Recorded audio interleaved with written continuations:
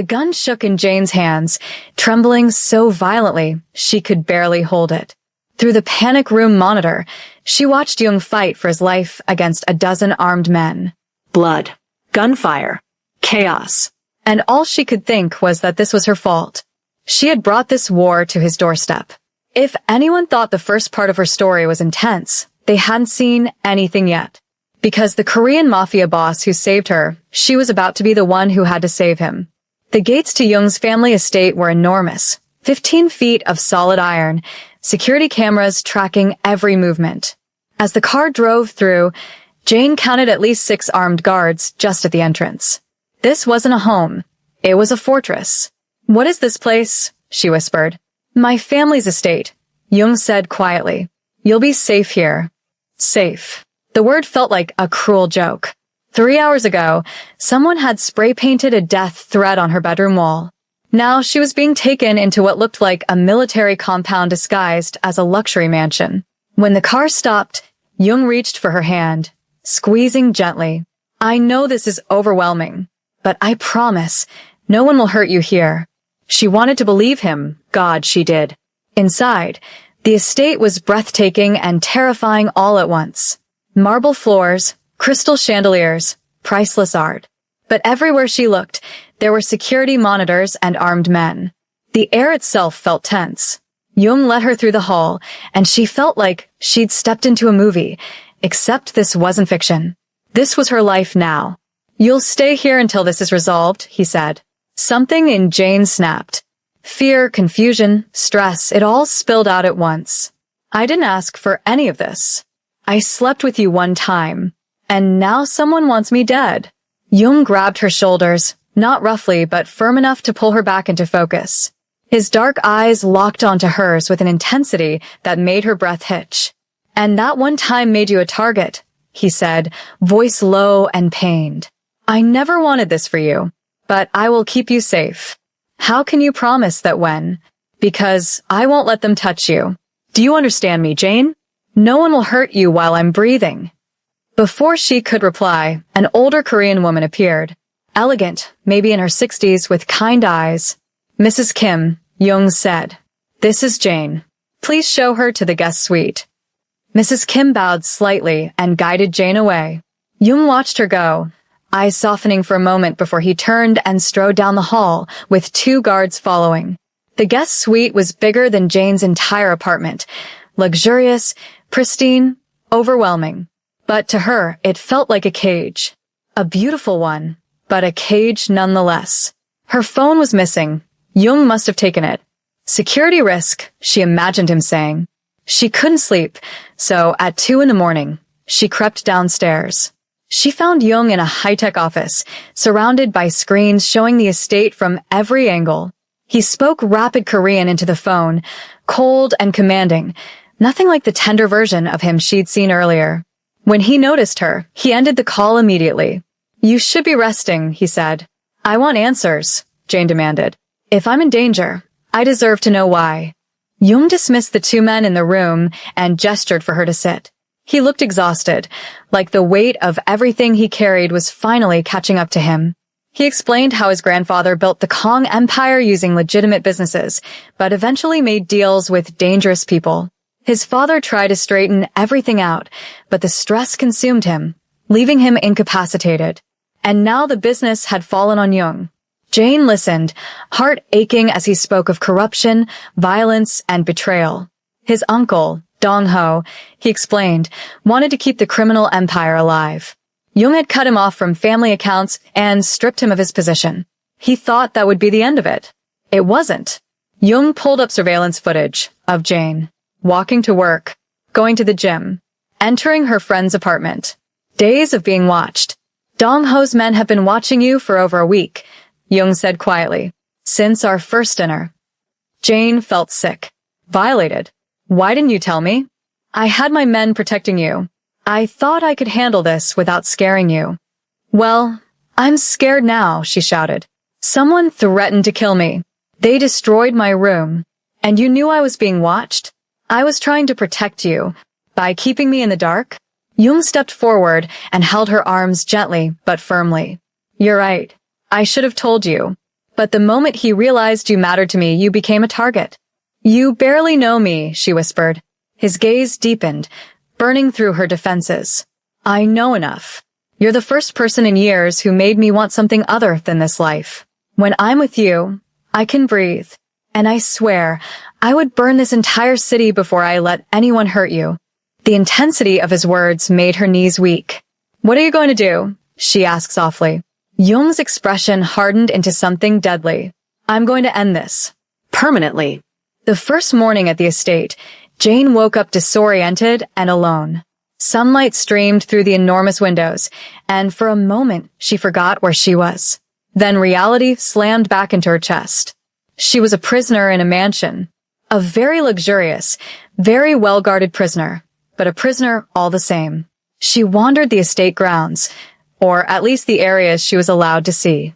Manicured gardens that looked like magazine covers, an Olympic-sized pool, a gym that felt like a professional training center. Everything was beautiful. Everything was perfect. Everything was locked down. Guards manned every hall, every door, every pathway, watching her, tracking her, containing her. When she tried to approach the front gate, a guard stopped her with a firm, polite wall of muscle. I'm sorry, Miss Chen. Mr. Kang's orders. No one leaves without permission. I'm not a guest, she muttered. I'm a hostage. The guard didn't react. For your protection, miss. She returned inside, feeling the cage tighten around her ribs. Mrs. Kim found her in the kitchen, staring at a breakfast she couldn't bring herself to touch. The older woman placed a cup of tea in front of her and gave her a gentle, empathetic look. How long have you worked for the Kong family?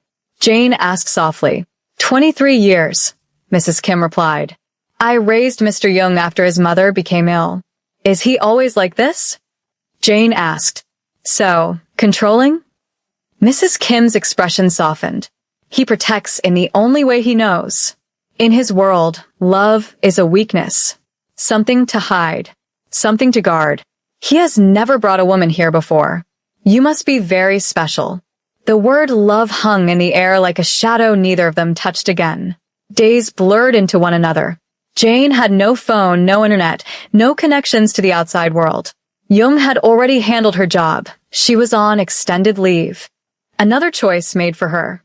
Another cage disguised as kindness. She only saw him in the evenings, and even then, hardly at all. He was constantly in meetings or issuing orders, surrounded by men with guns and security monitors showing threats she didn't understand. His world was unfolding behind closed doors. Danger, tension, violence. On the fourth night, she'd had enough. She found him in his office, tie loosened, exhaustion etched into every line of his face. I need my phone, she said from the doorway. I need to tell my job something. I need to tell Monica I'm okay. I already handled your work situation. Jung cut in without looking up. And I've been updating Monica. She knows you're safe. You can't just control my entire life. Jung's head snapped up. His eyes were sharp despite the fatigue. I'm keeping you alive, Jane. There's a difference. Is there? She stepped inside. Because right now, I'm trapped in a house I can't leave, cut off from everyone I love, and I don't get a say in anything. That sounded a lot like control. Tension rippled through him as he stood. Would you rather I let you walk out that gate? Back to your apartment where Dong Ho's men can grab you? Back to a phone that can be traced? Back to being an easy target? I want my life back. You can't have it. His voice rose to match hers. Not until this is over. Not until you're safe. They stood there, both breathing hard, fury and fear knotting between them. Beneath all the anger was something fragile but unmistakable, how much he cared for her and how much she feared what caring for him would cost. I'm going for a swim, she whispered, turning away. Jane, just leave me alone. The water was warm, soothing. She swam until her muscles burned, trying to drown her thoughts. But thoughts were all she had left. She was falling for Jung. Against every ounce of logic, against every single warning sign, she was falling. But the world he lived in, the danger, the suffocating protection, she didn't know if she could survive it. May I join you? Jane turned to find Jung standing at the edge of the pool, jacket discarded, sleeves rolled up. He looked wrecked. Human. Real. She nodded. He dove in, and for a while they swam in silence, separated by nothing but water and everything that terrified them. Eventually, Jung drifted closer, treading water near her. "I'm sorry," he said quietly. "For what? For all of this. You're right. I've been controlling everything. But I don't know how else to protect someone. Control is the only form of safety I was taught." The honesty cracked something inside her anger. She moved to the pool steps with him, settling into the shallow water, listening as he talked. Really talked. He told her about growing up in that mansion, watching his father break under the pressure of the criminal legacy, about his mother's stroke, about wanting to be an architect, to build something beautiful instead of managing an empire built on secrets and violence. "I never wanted this life," he murmured. "I wanted to draw blueprints, build things that last." "It's not too late," Jane said. "After this is over." "Men like me don't get after," he said softly. "Just different versions of during. That's depressing. That's reality." She moved closer, water rippling between them. "What if you didn't have to go back? What if you could walk away?" Jung stared at her, something raw flickering in his eyes. "What if you didn't have to go back either? What are you saying?" He edged closer, heart pounding just beneath the surface. "Stay with me," he whispered. "Not like this. Not as a prisoner. But by choice. Build something new with me." "Jung, you're asking me to give up everything for a man I barely know." "Yes." No hesitation. "Because I've never felt this way. You make me want to be better. To deserve a life beyond this house." They were inches apart now. He reached up and cupped her face, water dripping down his arm. "Tell me you don't feel this too." She couldn't, because she did. Every terrifying, impossible part of it. Just as she leaned in, just as his lips brushed the space between them, a guard sprinted out of the house. "Mr. Kong." "Sir, we have a situation." Jung's jaw clenched as the moment shattered. "What is it?" His voice dropped into lethal calm. "Breach on the north wall. Multiple contacts. They're coming." Jung shot out of the pool, water streaming off him. He turned to Jane, fierce and focused. "Get inside. Lock your door. Don't open it for anyone but me." Jung, what's? Now, Jane. He was gone before she could respond, sprinting toward the estate with guards rushing around him. And then she heard it. Gunshots. Distant at first. Then closer. They had found them. Jane ran barefoot across the wet stone, her swimsuit clinging to her skin, and a towel barely hanging around her shoulders. Gunshots cracked through the air, sharp bursts that made her flinch with every step. She reached the house just as Mrs. Kim threw open the door, her normally calm face pale but composed. "This way, quickly." Jane stumbled inside. Glass shattered somewhere deeper in the mansion. Men screamed. More gunfire followed, louder, closer, violent. "What's happening?" she gasped, her voice trembling. Dong Ho's men. "They breached the wall," Mrs. Kim said, pushing her toward the stairs. "Your room. Lock the door." An explosion rocked the house. Jane screamed as the floor trembled. Mrs. Kim grabbed her arm to steady her. Then Jung appeared, like a shadow pulled from smoke. Gun in hand, shirt soaked with blood that Jane prayed wasn't his. "Change of plans," he said, voice low and steady despite everything. "We're moving." He seized her hand, pulling her down hallways she didn't recognize. Guards rushed past them, shouting orders in Korean, firing back toward the chaos behind them. They burst into a library lined with tall shelves. Jung moved straight to one, pressed a hidden switch, and the entire shelf clicked and swung inward to reveal a reinforced room. A panic room. "Get in," he ordered, pushing her toward it. "What?" "No, Jung, tell me what's." "Dong Ho brought an army," he said, checking the magazines on his gun. "You'll be safe here. The walls are reinforced steel. And where are you going?" "To end this." He began closing the door. Jane grabbed his arm, desperate. "Don't leave me. Jung, please." He kissed her, hard, quick, almost violent in its urgency. When he pulled back, his eyes were on fire. I will come back for you. I promise. He gently freed himself from her grip. There's a gun in the drawer. Don't open the door for anyone but me. Tears blurred her vision as he whispered, I love you, Jane. Then the heavy steel door sealed shut, leaving her in suffocating darkness. She stood still, shaking, until red emergency lights flickered on.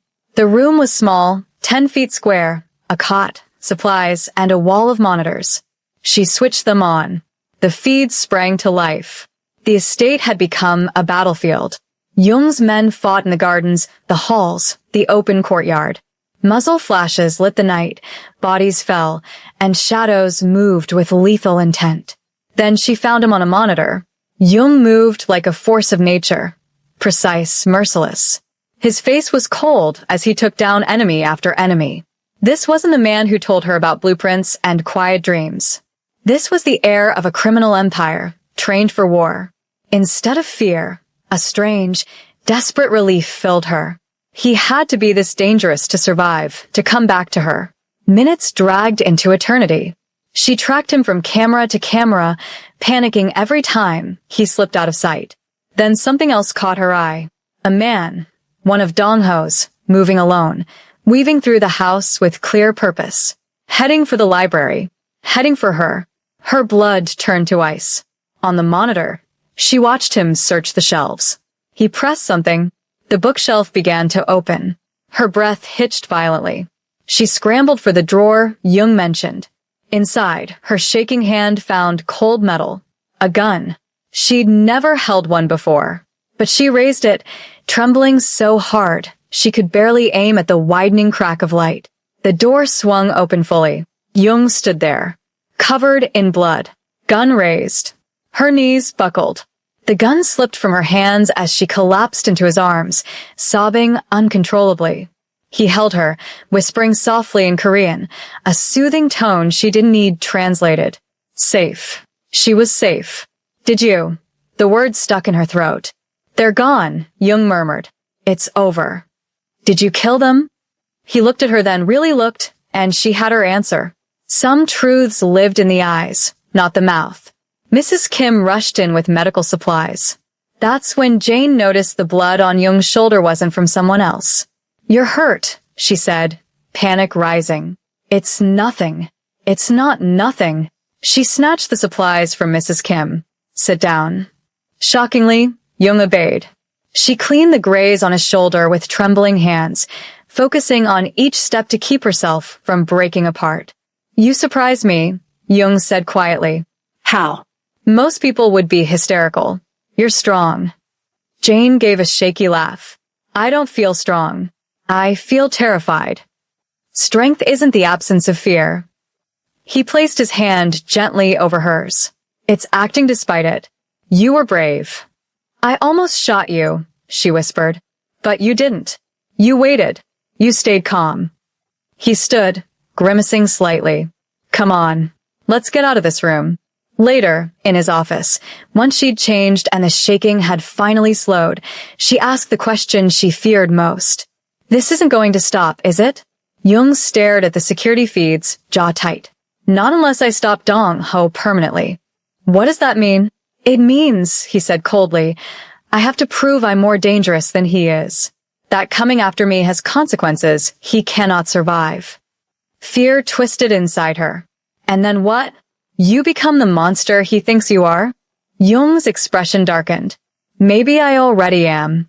Jane stepped close, cupping his face, forcing him to meet her eyes. No. A monster wouldn't have protected me, wouldn't give me choices, wouldn't look at me like this. He swallowed, something breaking in his gaze. I'm choosing to stay, she said. Not because I'm trapped. Not because I'm scared, but because I'm falling for you, Jung Kong. And that terrifies me more than any of this. His breath caught. He pulled her tightly against him, burying his face in her hair. I will keep you safe, he vowed. Whatever it takes. Even if I have to become the monster. Then I'll bring you back, she whispered. From whatever darkness you go into. I'll be your light. They held each other as the estate outside descended into cleanup, the bodies, the destruction, the aftermath of violence. And Jane understood something terrifying and undeniable. She meant every word she said. She would follow Jung Kong into any darkness. She would fight for him, stand with him, bring him back. Because despite the chaos, the danger, the blood, she loved him. God help her. She loved him. The next morning, Jung's entire security team assembled in a conference room Jane hadn't known existed. 20 men in dark suits sat around a long table, all looking deadly serious, all watching Jung as if he were a commanding general preparing them for war.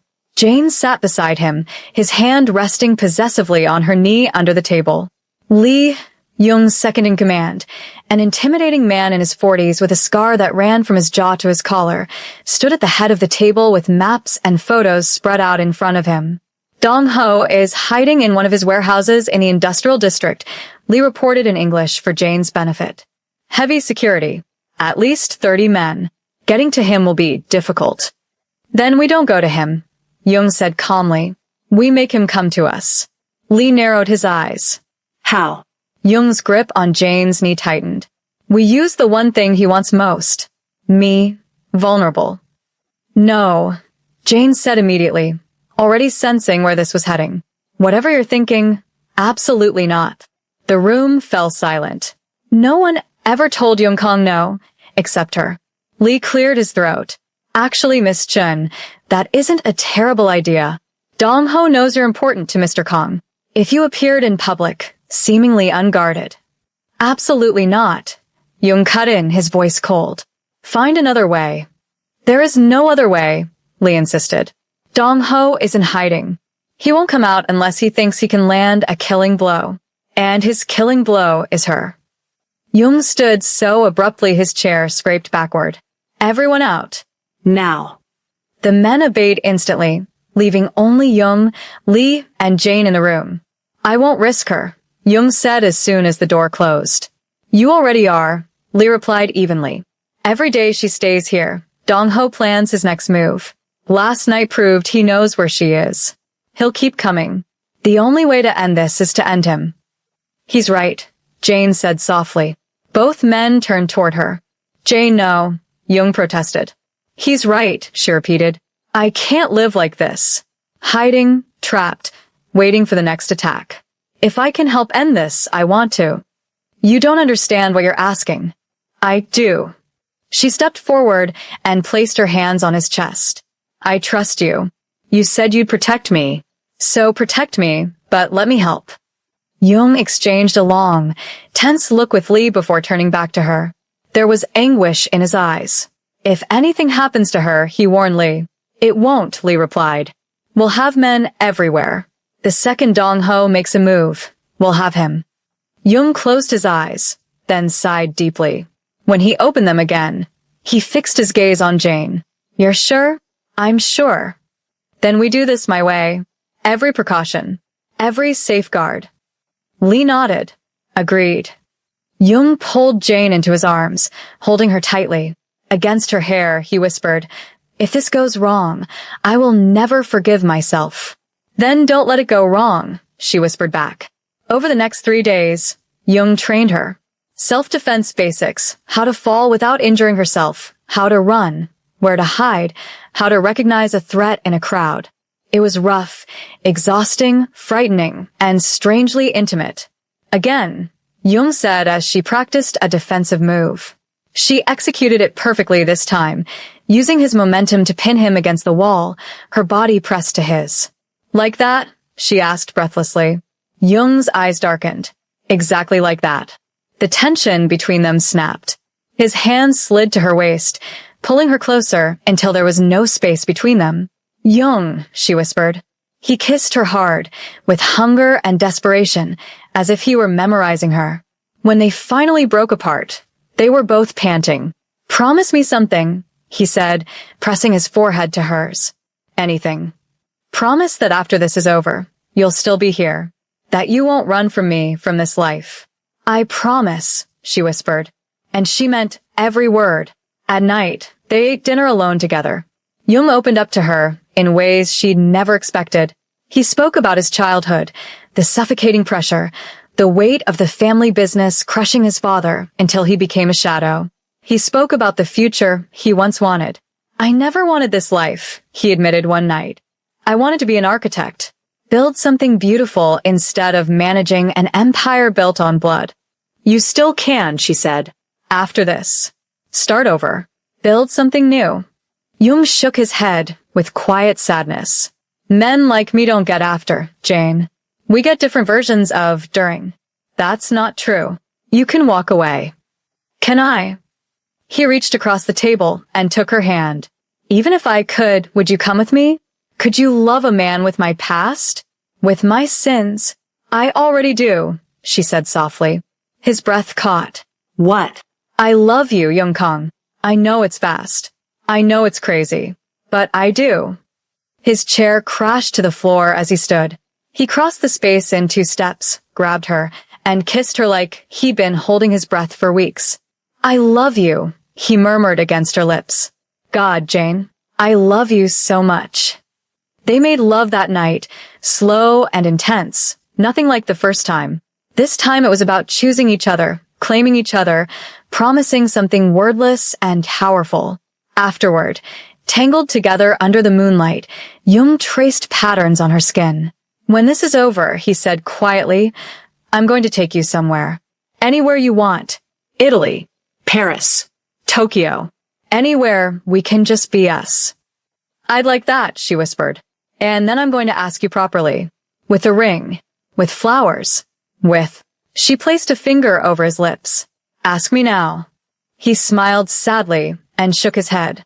"No." "I'm going to do this right. After. When you're safe. When I'm not covered in blood and you're not running from gunfire. I'll court you properly. Meet your family. Build something real. We already have something real. Then let me make it official. The right way." He kissed her forehead. "But remember this, you're mine, Jane Chen. And I'm yours. Nothing will change that." The day of the plan arrived too fast. Jane had barely slept, her stomach twisted in knots despite Jung's constant reassurances.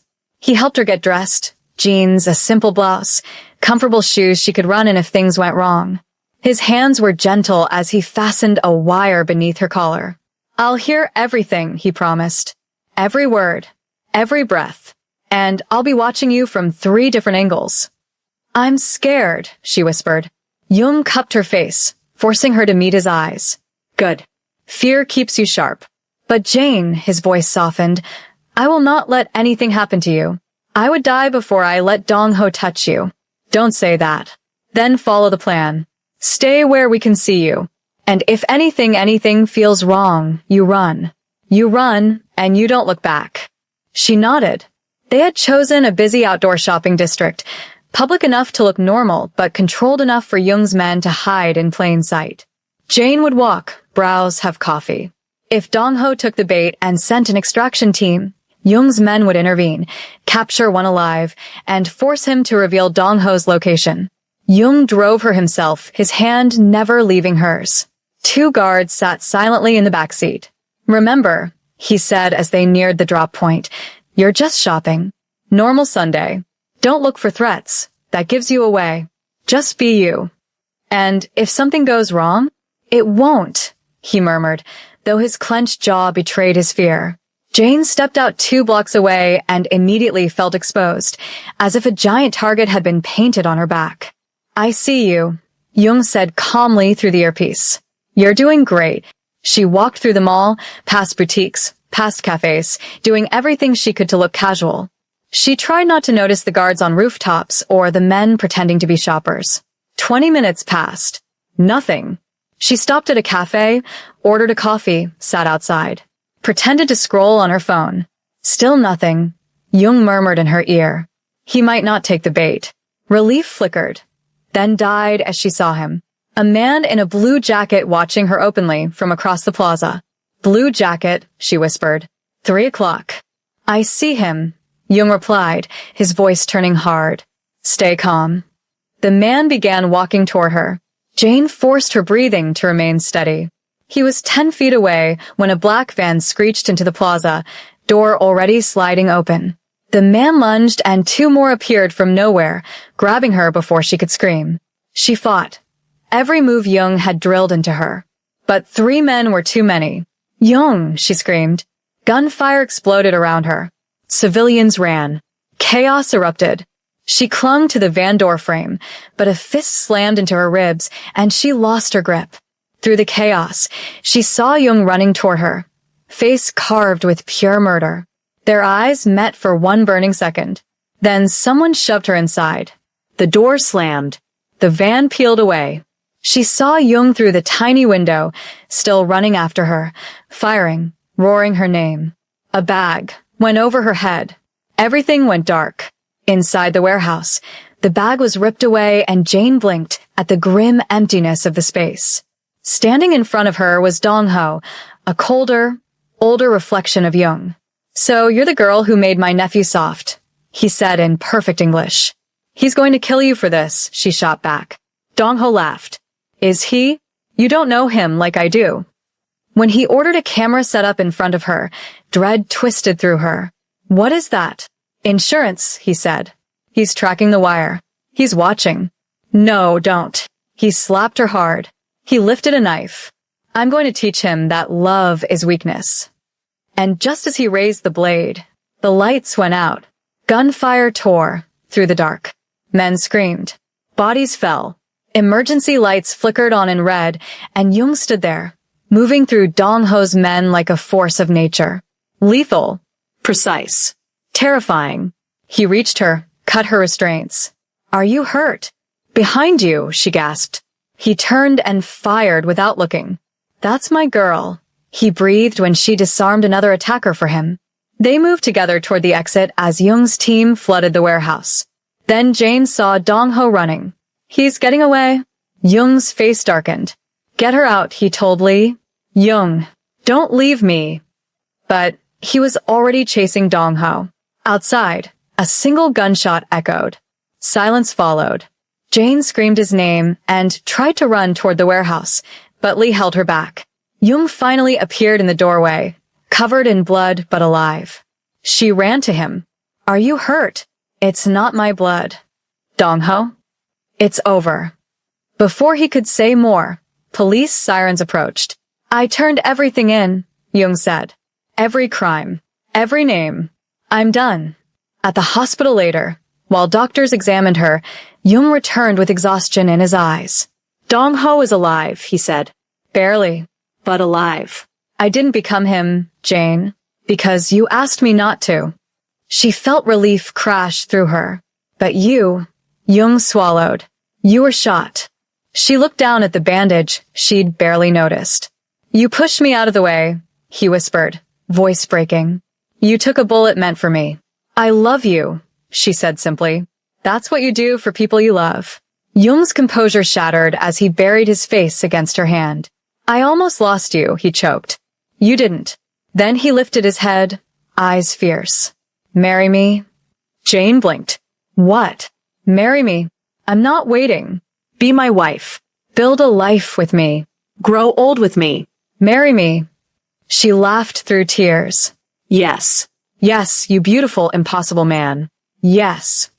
He kissed her, trembling with relief. 6 months later, Jane stood in a simple white dress as Monica adjusted her hair. "I still can't believe you're marrying a former Mafia boss," Monica said, smiling. "Former," Jane emphasized. Jung had kept his word.